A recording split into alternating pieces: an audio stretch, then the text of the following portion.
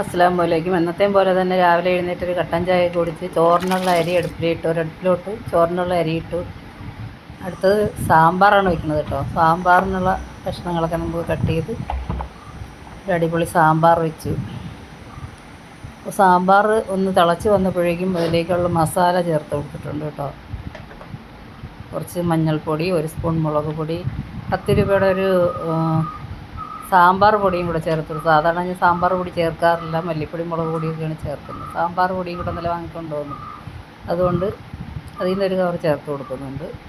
പിന്നെ ചേർത്ത് കൊടുക്കുന്നത് മല്ലിച്ചപ്പ്, ഉലുവ, പിന്നെ കായപ്പൊടി, ഇതെല്ലാം കൂടെ ചേർത്ത് ഒരു വിസിൽ കേൾക്കുന്നവരെ വേവിച്ചെടുത്തതിന് ശേഷം താളിച്ചൊഴിച്ച് സാമ്പാർ അങ്ങ് സെറ്റാക്കി.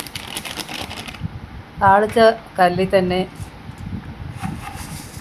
മീൻ കൂടെ ഒന്ന് വറുത്തെടുക്കുന്നുണ്ട്. മീൻ വറുക്കാൻ വെച്ചിട്ടുണ്ട്.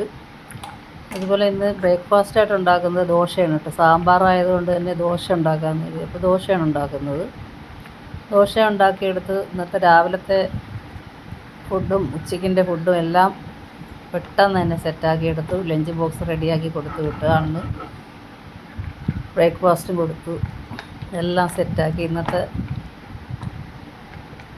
എല്ലാ ജോലിയും എത്രയും പെട്ടെന്ന് കഴിഞ്ഞു. മീനില്ലാത്തത് കൊണ്ട് തന്നെ പെട്ടെന്ന് തന്നെ കാര്യങ്ങളൊക്കെ കഴിഞ്ഞു. പൊരിക്കാനുള്ള മീൻ ഇന്നലെ കട്ട് ചെയ്ത് വെച്ചിരുന്നതാണ് കേട്ടോ. അതുകൊണ്ട് തന്നെ മീനൊന്നും കട്ട് ചെയ്യേണ്ടി വന്നില്ല. പിന്നെ ഞാനൊരു ഉപ്പേരിയും കൂടെ ഉണ്ടാക്കി കൊടുക്കുന്നുണ്ട്. കത്തിരിക്ക, ഉരുളൻകിഴങ്ങ്, വെണ്ടയ്ക്ക എല്ലാം കൂടെ ചേർത്തിട്ടൊരു ഉപ്പേരി.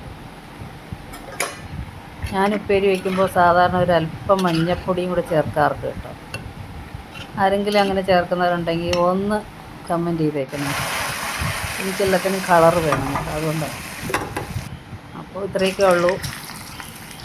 ഇന്നത്തെ ഉച്ചയൂണും ബ്രേക്ക്ഫാസ്റ്റും എല്ലാം റെഡിയായി. Okay, by.